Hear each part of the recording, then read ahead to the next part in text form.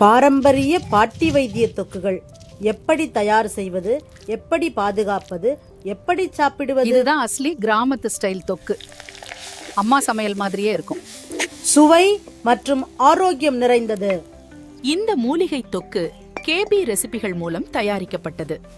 இதை கவனமாக மூடினால் நீண்ட நாள் வரும்.